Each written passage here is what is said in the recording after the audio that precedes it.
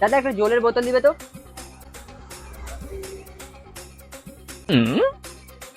টাকা কি হলো?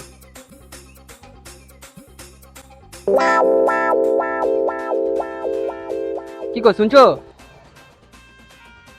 শুনতে পাচ্ছি না, কিছু বলছি আমি।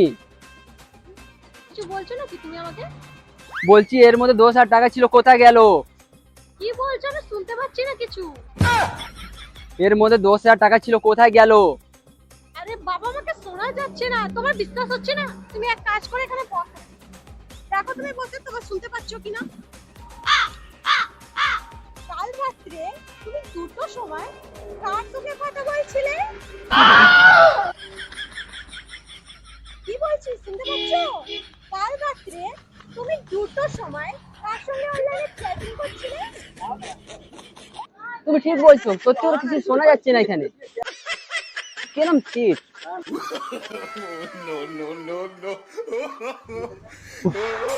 আজকে আমি বেঁচে গেছি।